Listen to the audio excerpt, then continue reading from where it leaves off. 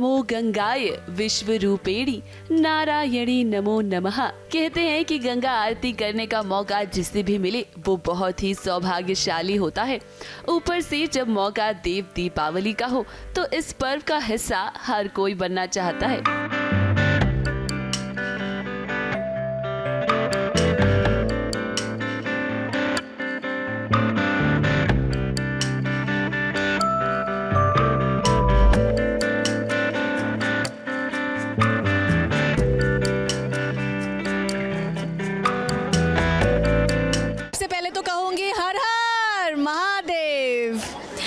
बनारस जाने का सौभाग्य प्राप्त नहीं हुआ तो मुंबई में ही एबीपी न्यूज़ के थ्रू, सास बहू और साजिश के थ्रू मैं यहाँ आई हूँ एंड बहुत ही ज़्यादा अच्छा लग रहा है क्योंकि मैं पहली बार आई हूँ। कभी मैंने देव दीपावली कभी सेलिब्रेट नहीं किया था और मैं महादेव की बहुत बड़ी भक्त हूँ। तो वहाँ पे आके जो महादेव की सारे मंत्र हो रहा था, सारे जाप कर रहे थे, सभी बहुत भक्ति से जाप कर रहे थे। मैंने गंगा जी की आरती भी की तो ये सब बहुत ही ज़्यादा अच्छा लग रहा है क्योंकि मुंबई में रह के आप ये वाली फील ले ही नहीं सकते हो। इशिता गांगुली भी देव दीपावली के इस पावन अवसर पर बनी गंगा आरती का हिस्सा। अब बनारस में देव दीपावली बड़े धूमधाम से मनाई जाती है, लेकिन वाल्केश्वर की इस बाण गंगा आरती का नजारा आज हम आपको दिखाएंगे।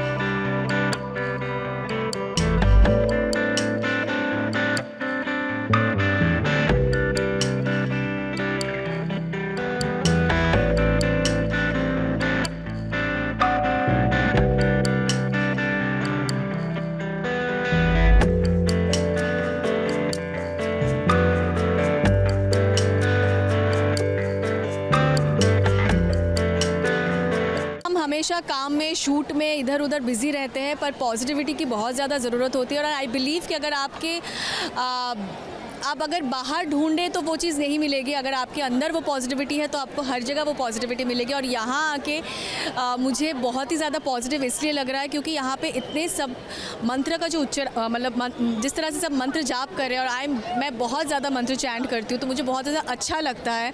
सो आई रियली लाइकिंग इट कि जिस तरह से यहाँ पे गणेश वंदना, शिव वंदना, सब चीज़ें हो रही थी, गंगा आरती। So it's very positive and divine. Dev Deepawali के दिन गंगा घाट को दियों से सजाया जाता है।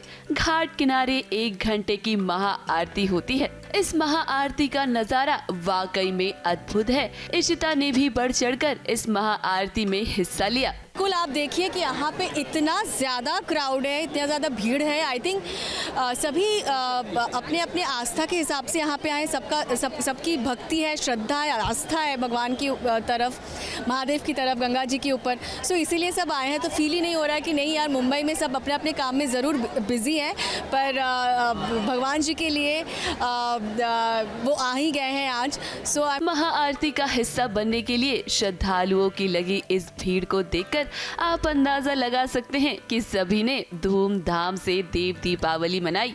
इशिता के मन की श्रद्धा भी उन्हें यहाँ तक ले आई और हमें उम्मीद है कि आपको भी महा आरती का ये नजारा अब बेहद पसंद आया होगा। ABP news report.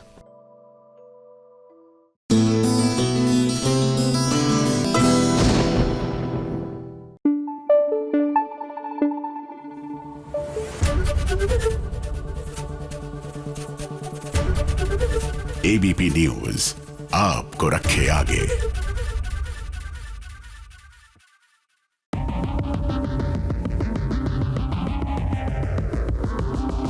सुभान, तुम मेरे साथ ऐसा नहीं कर सकते। मैं तुमसे प्यार करती हूँ गोटा में। सुभान, मैं तुम्हारे लिए अपनी जान भी दे सकती हूँ। रुको, या किसी की जान ले भी सकती हूँ।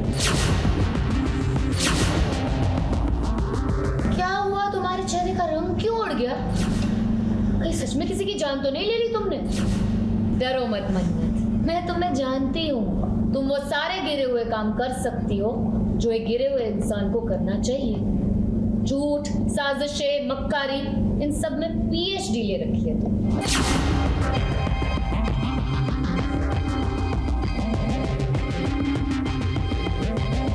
क्या सुनो ये चलो मेरे साथ, मैं इसकी जान ले लूंगी। कहीं नहीं जाओगी, मैंने कहा चलो मेरे साथ, चलो।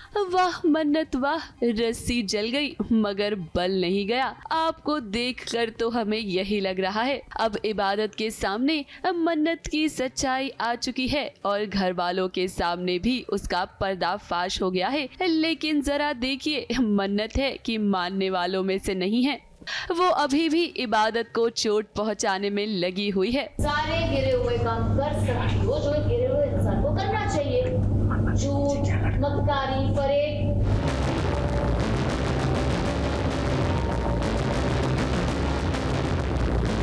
ये तो मतलब ये तो Normal है बहुत ना, ही ये तो छोटा सा था हम बिकॉज तो मैं बड़े-बड़े वार करते कुकर हैं। फटा चुकी हूँ। सांप कुकर यहाँ से ऊपर से फेंकना वो हमारे बड़े लेवल की हाँ, कोशिश ये होती तो है। मतलब ये नॉर्मल ठीक है, है, जान वार दो types। फेंकना कहाँ। वैसे अब मन्नत के हाथों में कुछ भी नहीं है, ना सुभान उस पर यकीन कर रहा है और ना ही घर वाले। अब बस कायनात ही है जो उसे संभाल रही है और उसे बताने की कोशिश कर रही है कि वो इबादत पर हमला कर कर कितनी बड़ी गलती करने जा रही थी। सासू माँ तो कुछ प्लानिंग करने के लिए लेकर गई है मुझे शांत करने के लिए, क्योंकि उनको लग रहा है ये जो मेरा दाव था, ये लड़की तो सटक रही है, अभी मुझे इसको थोड़ा लाइन पे लाना पड़ेगा, तो कुछ तो करने लेकर गई है वो। सुभान की अगर बात करें तो अब उसे इबादत पर पूरा भरोसा हो गया है और मन्नत की तरफ तो वो अब देखना भी नहीं चाहता है। इबादत और सुभान को करीब आते देखकर मन्नत का तो खून खौल रहा है। हम जानते हैं कि वो हार मानने वालों में से नहीं है और वो जरूर कुछ ऐसा करने की कोशिश करेगी जिससे इबादत और सुभान फिर से अलग हो जाए। मन्नत तो ऐसे मतलब बहुत कोशिशें कर चुकी है जान लेने की, पर इस बार इबादत को डाउट है कि मन्नत ने एक्चुअली किसी को मारा है, वो किसी को मारने के लिए जिम्मेदार है।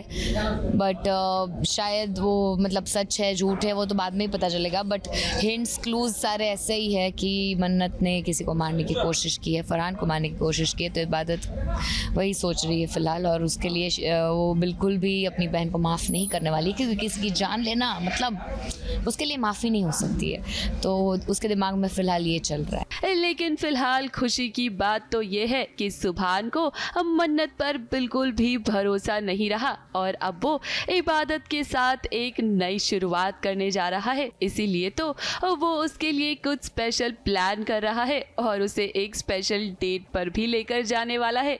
सुबह ने कुछ सरप्राइज प्लान किया है, अब वो तो पता नहीं कि क्या किया है, but looks promising, let's see.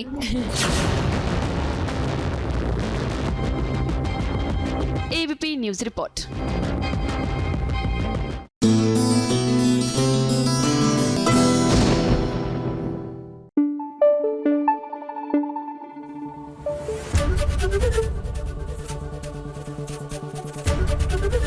ABP news आपको रखे आगे।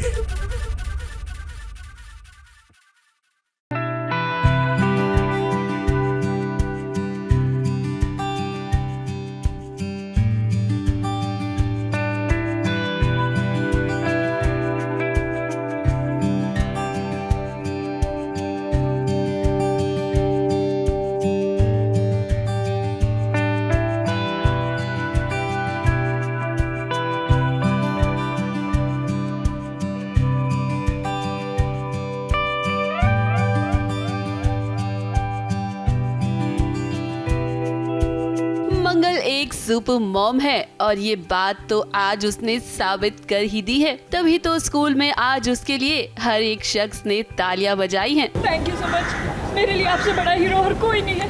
आपने मेरे बच्चे की जान बचाई है Mangal ji, please everyone clap for her. अब दरअसल आज स्कूल में अक्षत का फैंसी ड्रेस कंपटीशन है, जिसके लिए मंगल, आदित्य और कुसुम स्कूल आए हैं। लेकिन कंपटीशन के दौरान एक बच्चा खो जाता है और मंगल ही उस बच्चे को ढूंढ कर लाती है, जिसके बाद उस बच्चे के माता पिता मंगल का शुक्रिया अदा करते हैं। बच्चे को चोट लगी थी और मंगल जिस ब्रेवरी से उस बच्चे को अपने कंधे पे लेकर आई, उसी तरह जैसे वो बोरी रखी थी अपने कंधे पे, इन लोगों ने मजाक उड़ाया था उसका, उसी तरह इस बच्चे को भी अपने कंधे पे लेकर आ रही है। तो everyone is very impressed and लोगों का व्यू चेंज हो रहा है। मतलब जिस तरह उन्होंने मंगल का पहले इंसल्ट किया था कि आप ऐसे छोटी काम कैसे कर सकते हो, पर आज उसी पोजीशन पे उस बच्चे को जिस तरह मंगल ने हेल्प किया वो देखकर सब मंगल की बहुत प्रेज़ कर रहे हैं। तो बाकी सब तो तालियां बजा रहे हैं एंड अक्षत भी बहुत खुश है बिकॉज सारे बच्चे अब अक्षत को ये कह रहे हैं कि आपकी मम्मी सुपर मॉम है and you are so lucky. आज एक बच्चे की जान बचाई और ऐसी स्कूल में जहाँ पे उसके खुद के बच्चों को स्कूल से निकाला जाने वाला था या बच्चों को उनके हंसी उड़ाई जा रही थी, उनको भला बुरा कहा गया था, लेकिन उसने भेदभाव नहीं किया कि यहाँ पे सारे बच्चे मिलकर मेरे बच्चों का मजाक उड़ाते हैं या उनको मजदूर के बच्चे कहकर चिढ़ाते हैं। उसने बच्चे को बच्चे की तरह देखा और ज़रूरी लगा कि उसे बचाया जाए। वो गुम हो गया है, रो रहा है, उसके माँ बाप तक पहुँचाया जाए। अब बीते दिनों स्कूल में मंगल की कितनी बेइज्जती हुई थी जब से मंगल का एक वीडियो वायरल हुआ था जिसमें मंगल बोरे उठाती हुई नजर आ रही थी। उसके बाद से ही स्कूल के बच्चों के पेरेंट्स को लगता था कि मंगल के बच्चों को स्कूल में नहीं पढ़ना चाहिए, लेकिन आज सभी को मंगल की अच्छाई का एहसास हो गया है। तभी तो देखिए आज हर एक शख्स मंगल की कितनी इज्जत कर रहा है। हालांकि ये सब देखकर आदित्य को अच्छा तो नहीं लग रहा है।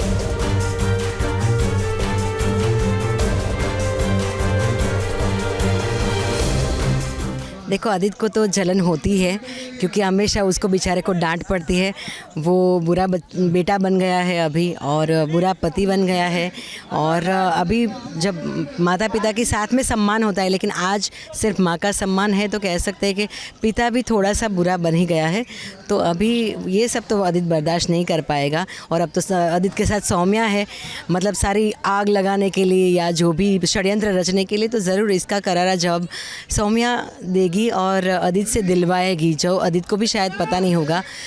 पर खैर हम हैं ना मंगल के साथ, हम सब मिलके हम सब एक है और आदित्य और सौम्या एक तरफ है, तो अब मंगल के साथ उसका पूरा परिवार है उसकी ताकत बनकर। लेकिन आदित्य एक बात हम आपको बता दें कि ये सब तो मंगल अपने बच्चों की खुशी के लिए ही कर रही है। अब वाकई में आज अपनी मम्मी पर गर्व हो रहा है अक्षित और ईशाना को भी।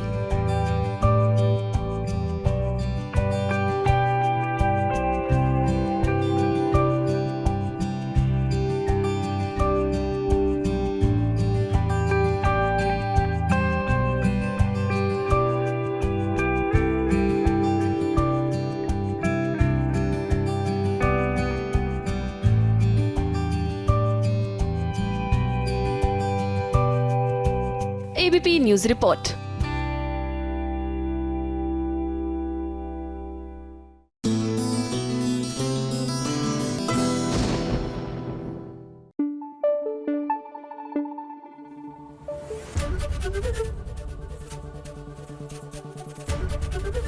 एबीपी न्यूज आपको रखे आगे।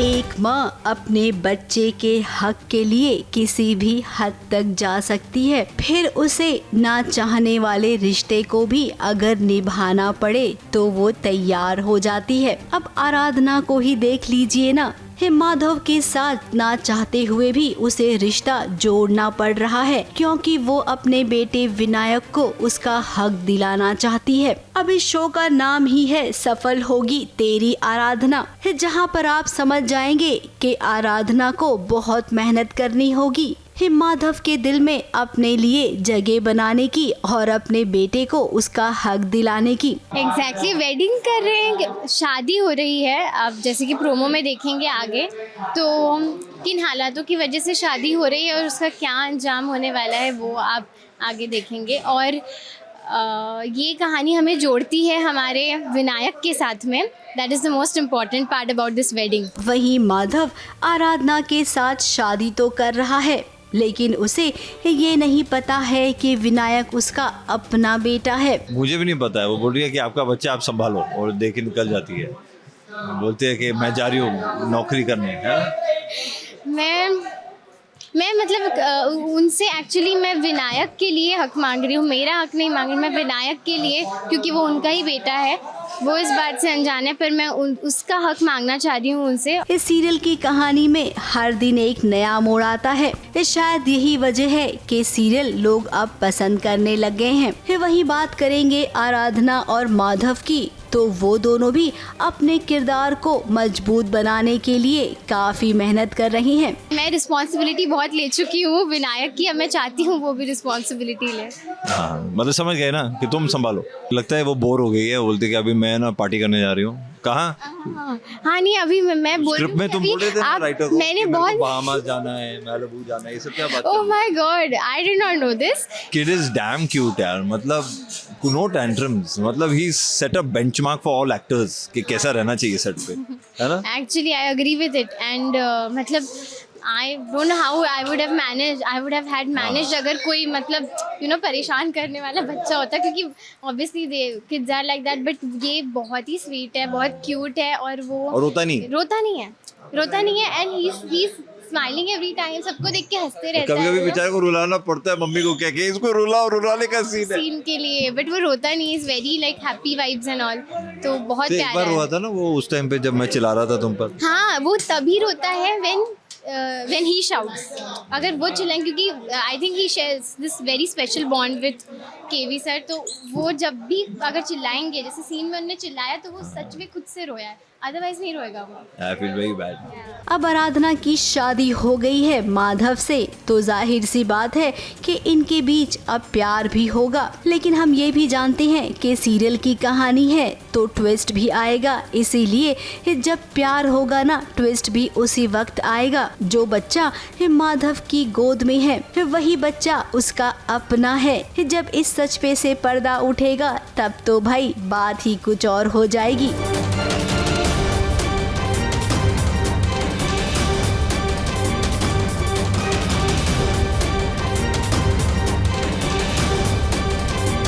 ABP news report.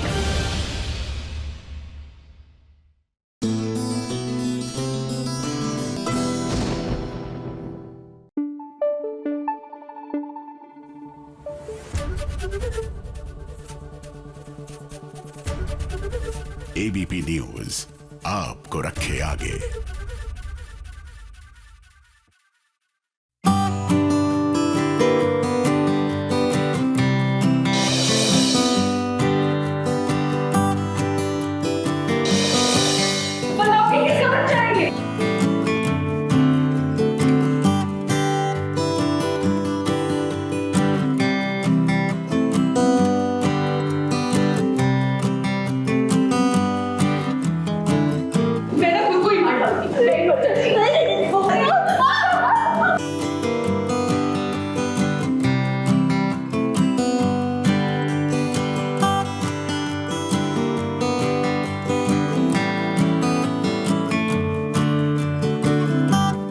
कहते हैं कहानी का हाई वोल्टेज ड्रामा। अब इतने दिनों से कहानी में दिवाली का सीन चल रहा था। दिवाली पर क्या कुछ नहीं किया मलिष्का ने लक्ष्मी को बर्बाद करने के लिए। मलिष्का के होने वाले बच्चे का बाप यानी कि बलविंदर भी आ गया। ये सब कुछ तो ठीक है, लेकिन फाइनली कुछ हुआ नहीं। लक्ष्मी थोड़ी सी जल गई है और देखिए अपनी लक्ष्मी को कैसे मरहम लगा रहा है ऋषि।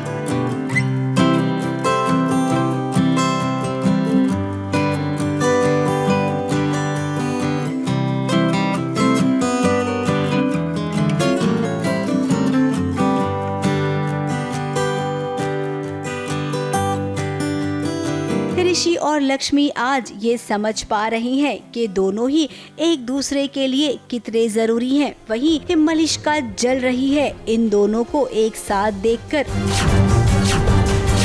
अब बात करते हैं मलिष्का की माँ की, जिसे पता चल गया है कि उसकी बेटी माँ बनने वाली है। अब एक माँ के लिए तो ये बहुत बड़ा सदमा है, क्योंकि मलिष्का की माँ ये जानती है कि ऋषि और मलिष्का के बीच ऐसा कोई रिश्ता बना ही नहीं है। फिर अचानक से मलिष्का प्रेग्नेंट कैसे हो गई? अब मम्मी जी यही जानना चाहती हैं, लेकिन मलिष्का है कि अपना मुंह खोलने को तैयार नहीं है। अब मम्मी जी के पास एक ही रास्ता बचा है। मलिष्का की माँ ने कहा कि अगर तुमने मुझे होने वाले बच्चे के पिता का नाम नहीं बताया तो मैं अपनी जान दे दूंगी। बताओगे किसका बच्चा है ये? बताओगे कि नहीं? ये काम करते हैं, मैं खुद को ही मार डालती।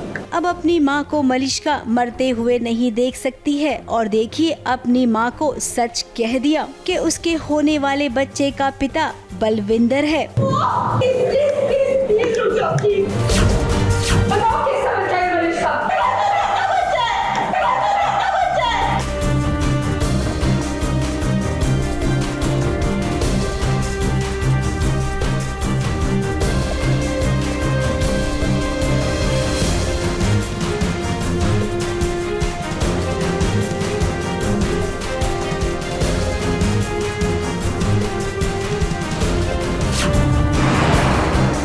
अब ये सुनकर तो ये किरण चौंक गई, हक्की बक्की रह गई कि मेरी बेटी तूने ये क्या कर दिया? बलविंदर, हे भगवान, अगर किसी को पता चलेगा तो क्या हो जाएगा? किस जगह का पता नहीं हो, किस जगह का? मेरी बेटी से अपनी कोई बात नहीं होगी तो तुम्हारी जैसी बेटी कर सकती मैं। अब मलिष्का अपने होने वाले बच्चे को ऋषि का नाम दिलवाएगी। इसका पूरा टोकरा ऋषि पर फूटने वाला है। अब देखना ये होगा कि लक्ष्मी अपने ऋषि को कैसे बचाएगी। क्या वो ऋषि पर विश्वास करेगी या फिर एक बार ये दोनों अलग हो जाएंगे?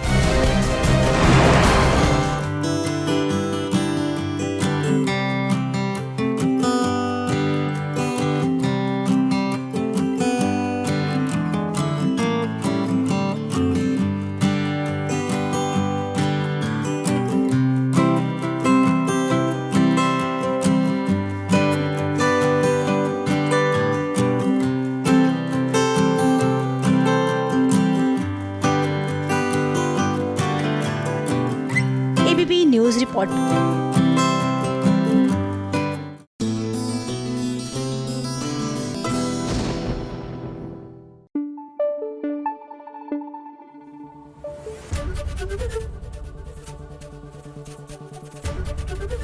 एबीपी न्यूज आपको रखे आगे।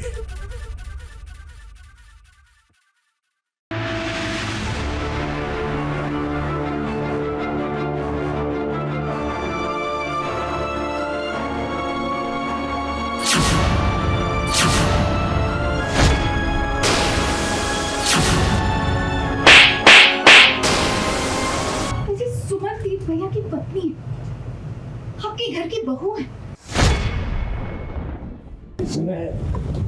इसने मेरा नाम गंदा कर दिया, मेरा काम गंदा कर दिया।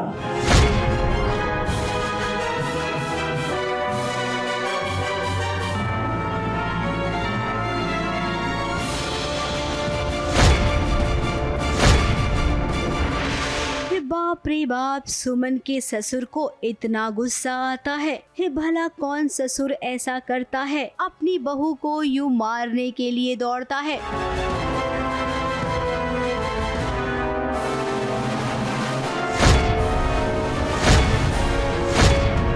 सुमन का पूरा परिवार यहाँ पर मौजूद है। सुमन का पति तीर्थ भी यहाँ पर मौजूद है। अब ससुर जी को इतना गुस्सा आखिर आया क्यों, और गुस्सा आया भी तो उन्होंने इतना बड़ा कदम क्यों उठाया? इसने मेरा नाम गंदा कर दिया, मेरा काम गंदा कर दिया, मेरा सम्मान गंदा कर दिया। जहाँ जहाँ इसने पैर रखे, जहाँ जहाँ इसने पाँव रखे, गंदगी गंदगी फैलाई है इसने, गंदगी गंदगी फैलाई है इसने। हे भला कोई भी इंसान ही किसी भी औरत को इस तरीके से मारने के बारे में सोच भी नहीं सकता है। अब सुमन की गलती हो या ना हो, लेकिन ससुर जी आपको मारने का हक किसने दिया है? वो तो भला हो तीर्थ का, जिसने अपनी पत्नी का बचाव किया, वरना आज तो ससुर जी को कोई रोक ही नहीं पाता। अब जाके किसी ने तो षड्यंत्र किया ही है। पता नहीं किसने किया है और कौन इसमें शामिल है, लेकिन अब जो कुछ भी रायता फैला है उसमें सारा ब्लेम हमारी सुम्मी पर आ गया है। और बेचारी हमारी सुम्मी, चंद्रकांत भाई साहब ने तो वो कड़छी उठा ली उसे मारने के लिए, और वो हमारा तीर्थ बीच में आ गया तो उसको थप्पड़ मार दिया। अब चंद्रकांत मित्तल को गुस्सा इसलिए आ रहा है कि क्योंकि उनकी दुकान पर ताला लग गया है। ये सब कुछ किसी और ने नहीं बल्कि देविका की वजह से हुआ है। हालांकि अभी देविका का सच किसी के सामने नहीं आया है। इस सारा इल्जाम देविका ने बड़ी आसानी से, बड़ी सूझबूझ के साथ इस सुमन पर डाल दिया है। सुमन तीर्थ भैया की पत्नी है, आपके घर की बहू है, और परिवार को एक रखना है हमें। कोई कहीं नहीं जाएगा, कोई घर छोड़ के नहीं जाएगा, और कोई जेल नहीं जाएगा। ना मैं, ना सुमन, ना आप। मैं पापा को अभी कॉल करती हूँ। पता चलता है कि सुमन ने ये चीज़ करी है, तो अभी चंद्रकांत जी ने सुमन को थोड़ा एक्सेप्ट करने का ट्राई कर रहे होते हैं, उसमें ये चीज़ हो जाती है तो फिर तो बैंड बजेगी। नहीं, इसमें मैं शामिल नहीं हूँ। इसमें मैं सिर्फ एक मोहरा जो बोलते हैं ना, वो हूँ। देविका भाभी जैसा बोलते हैं मैं वैसा करता हूँ। मेरा कोई भी इन्वॉल्वमेंट नहीं होता इन सब चीज़ों में। नाम ही खोल दिया है। अब चंद्रकांत मित्तल को लग रहा है कि सुमन ने एक खराब तेल में नमकीन बनाई, जिसके चलते लोगों की तबीयत खराब हो गई और चंद्रकांत मित्तल का नाम खराब हुआ है। अब ससुर जी, विश्वास नाम की भी कोई चीज होती है। अगर सुमन कह रही है कि उसने कुछ नहीं किया है तो आपको भरोसा करना चाहिए। आपकी ये जो लाडली बड़ी बहू रानी है ना, सब कुछ इन्हीं का किया धरा है। ये अभी आपको समझ में नहीं आएगा, ये थोड़ा सा वक्त दीजिए। सुमन खुद दूध का दूध और पानी का पानी करेगी। जब तक सुमन अपने नाम पे से ये दाग नहीं हटाएगी, वो चैन से नहीं बैठेगी। ABP news report.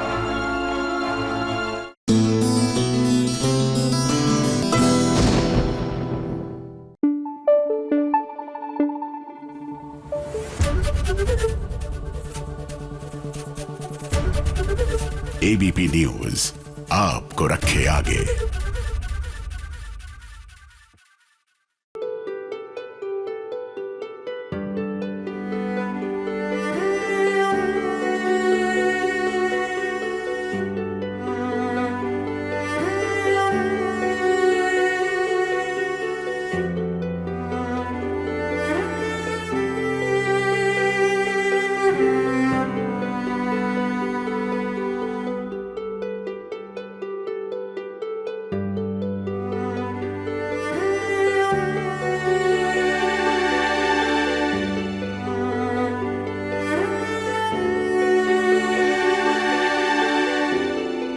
अपनी पत्नी जया को बचाने के लिए बाइक पर सवार होकर जब घर पहुंचा रणविजय, तब उसने जया की ऐसी हालत देखी।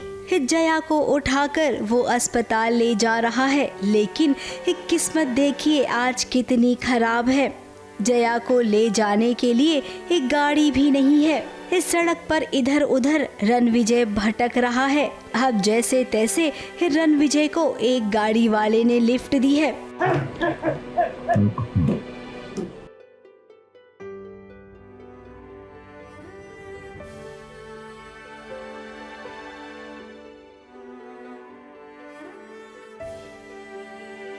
अपनी जया को ऐसी हालत में देखकर रणविजय के तो हाथ पैर ही ठंडे हो गए हैं। फाइनली अस्पताल पहुंची है जया। अब रणविजय को एक ही बात सता रही है कि कहीं वैजू और उसकी शादी का सच जया को पता तो नहीं चल गया, जिसकी वजह से उसने अपनी जान लेने की कोशिश की। कुछ नहीं होगा, मैं कुछ नहीं होने दूंगा तुम्हें। आप कुछ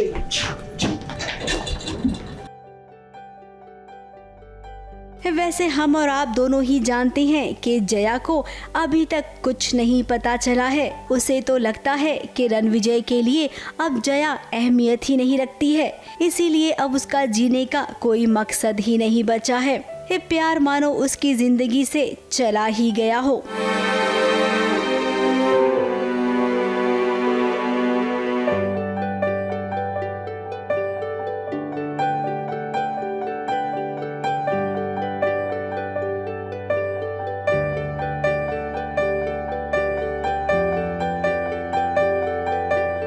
अब इतना बड़ा कदम जया ने उठाया है, इसके लिए पूरे घर वाले वैजू को दोष देंगे। वहीं रणविजय जो कल तक वैजू से कह रहा था कि वो शादी का सच सबको बता देगा, लेकिन अब वैजू और उसकी शादी का सच एक बार फिर से सीने में दफन होकर रह जाएगा। ABP news report.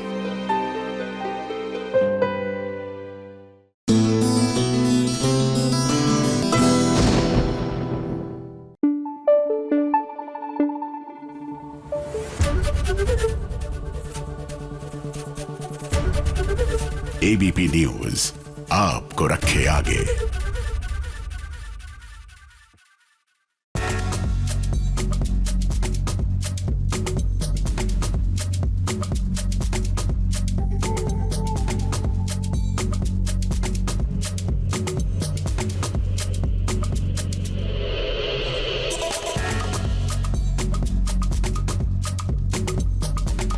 Manoj Bajpayee एक बार फिर सभी को एंटरटेन करने के लिए तैयार है और इस बार वो एक पत्रकार की भूमिका में नजर आएंगे।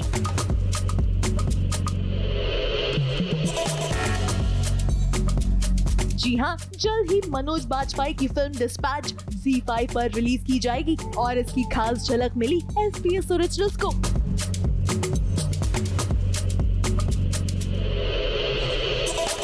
अब मौका भी है और दस्तूर भी, इसलिए हमने कैप्चर किए कुछ बिहाइंड द सीन मोमेंट्स जहां मनोज बाजपेयी डिस्पैच के लिए शूटिंग करते हुए दिखाई दिए। वैसे आज हमें उनसे ढेर सारी बातचीत करने का मौका मिला और उन्होंने बताया कि कैसे अब लोग टैबलॉइड न्यूज़पेपर से डिजिटलाइजेशन की तरफ बढ़ रही हैं, जिस पर सुनिए आखिर उन्होंने क्या कहा। अखबार पढ़ने की आदत थी, तब तक पढ़ने की आदत थी।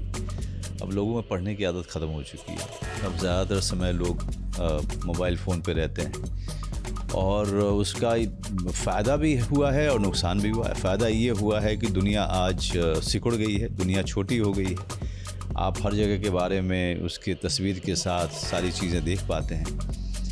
दूसरा नुकसान मैं ये कहूँगा ये हुआ है कि परिवार में पढ़ने की आदत ख़त्म हो चुकी है और कई सारे कॉन्ट्रेरी व्यूज़ सोशल मीडिया पे तैर रहे होते हैं और लोगों को ये पता नहीं चल पाता कि आखिर में समाचार है क्या, न्यूज़ है क्या और सही न्यूज़ है क्या, क्योंकि अलग अलग दृष्टिकोण, अलग अलग तरीके से, अलग अलग हैंडल से लगातार लोगों के सामने परोसे जा रहे हैं और जो हमारे देश का या दुनिया के लोग हैं उनको सही खबर, सही दृष्टिकोण कभी नहीं मिल पाता है। सब कुछ बड़ा कंफ्यूजिंग हो चुका है। अब मनोज का मानना है कि समझदार लोग अभी भी जानते हैं कि कौन सी खबर कहां पढ़नी है।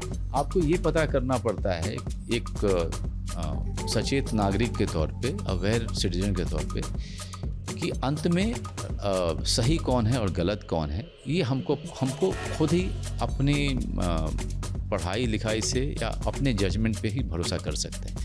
आज का दौर ऐसा आ गया है कि कोई भी दूध का धुला रहा नहीं। वैसे जर्नलिस्ट की दुनिया मनोज बाजपेयी ने भी देखी है और वो समझते हैं कि कौन सा काम कैसे किया जाता है, जिसके लिए सुनिए आखिर उन्होंने क्या कहा, क्योंकि इस बार वो एक पत्रकार की भूमिका में नजर आने वाले हैं और उनके कई साथी मित्र पत्रकारिता की दुनिया में काफी अच्छा काम कर रही हैं, जिसके बारे में सुनिए आखिर उन्होंने क्या कहा। हम जर्नलिस्ट लोगों की दुनिया के साथ हम लोगों का पाला हमेशा पड़ता रहा है और बहुत सारे जर्नलिस्ट मेरे दोस्त हैं, आज से नहीं हैं, वो थिएटर के समय से हैं और वो अलग अलग विचारधारा वाले लोग हैं, अलग अलग स्टैंड लेते हैं, अलग अलग विचार हैं उनके सरकारों पे या फिर जो सरकारें रही हैं या जो अलग अलग राज्य में सरकारें हैं उन पे अपने विचार हैं। लेकिन मैं हमेशा से एक बात को लेके मैं बहुत ही ज़्यादा ज़िद्दी हूँ कि सही क्या है और गलत क्या है, इसका पता लगाना हम पाठक या जो रीडर्स हैं उनकी जिम्मेदारी है और वो जिम्मेदारी हमारे लिए आज के दौर में और भी बहुत ज़्यादा बड़ी हो गई है। जाते जाते आखिर सुनिए क्या कहा उन्होंने अपनी इस अपकमिंग फिल्म के बारे में। मैं सिर्फ इतना कहूँगा, देखिए अच्छी फिल्म, अगर देखना चाहते हैं तो डिस्पैच देखिए। न सिर्फ एक जर्नलिस्ट की एक द्वंद्व भरी कहानी है, उसके स्ट्रगल की कहानी है, बल्कि सही मायने में अगर जर्नलिज्म, पत्रकारिता की दुनिया को उसके साथ आप एक इंट्रोडक्शन चाहते हैं, एक परिचय चाहते हैं, तो डिस्पैच एक बहुत ही बेहतरीन फिल्म है, ज़रूर देखिएगा। बड़ी मेहनत से बनी है।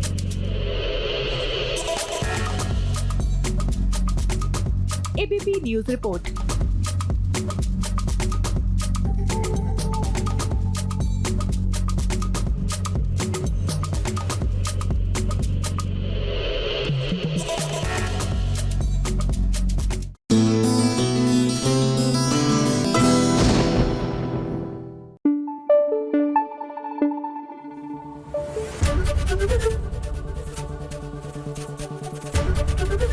एबीपी न्यूज आपको रखे आगे।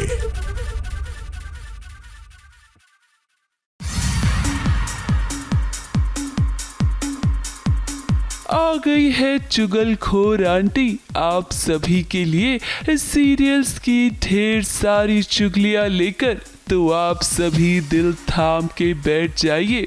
सबसे पहली चुगली लाई हूँ मैं सीरियल ये रिश्ता क्या कहलाता है कि अब रूही की ये हालत अब हीरा देख नहीं पा रही है और इसीलिए उसने फैसला किया है कि वो रूही के साथ मिलकर इस बच्चे को पालेगी। इसीलिए तो देखिए उसने बीएसपी को रूही की गोद में दे दिया है। माँ रूही मेरी बहन है, वो मेरे बच्चे के लिए इसकी माँ से कम थोड़ी है। मैं तुम्हारे जज्बातों को, माँ के मन में उठे तूफान को सिर्फ एक बच्चा ही शांत कर सकता है। माँ राधिसा अगर ये रूही को मम्मा कहकर बुलाएगा तो उससे कितनी खुशी होगी। बीएसपी ये देखो, ये है आपकी माता। लेकिन रूही है कि वो इस बच्चे को अपनाना नहीं चाहती है। अभी तक तो रूही के सामने ये सच नहीं आया है कि ये उसी का बच्चा है, लेकिन हम जानते हैं कि जब आने वाले ट्रैक में रूही को ये सच पता लगेगा तो उसे झटका जरूर लगेगा। ये है आपकी माता श्री। अबीरा से कहिए कि अपना सामान मेरे सामने से हटाए। अगली चुगली लाई हूँ सीरियल अनुपमा की। अब भाई डांस कंपटीशन के बीच सब यही जानना चाहते हैं कि आखिर ये कंपटीशन कौन जीतेगा। अब अनुपमा जज बनी है तो जाहिर सी बात है कि वो फैसला तो गलत नहीं लेगी, लेकिन हम आपको बता दें कि अब राही जो है ना वो इस कंपटीशन से बाहर हो चुकी है, यानी कि वो ये कंपटीशन नहीं जीतने वाली है। वैसे हम आपको बता दें कि कंपटीशन राही नहीं बल्कि माँ ही जीतेगी। एलिमिनेट होने वाले कंटेस्टेंट्स में सबसे पहला नाम है अंश। एलिमिनेट होने वाले कंटेस्टेंट्स में अगला नाम है राही।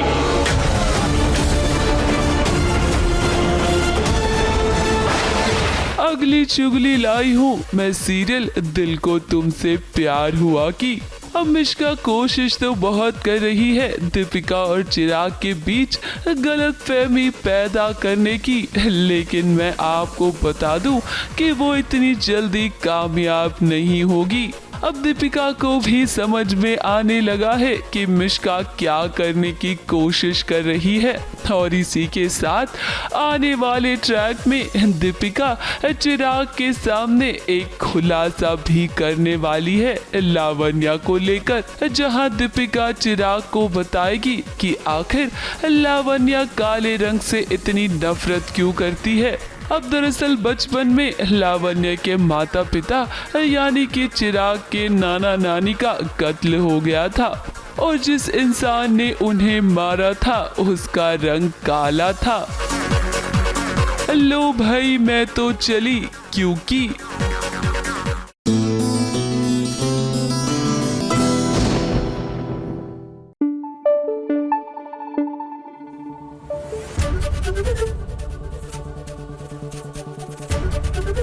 एबीपी न्यूज आपको रखे आगे।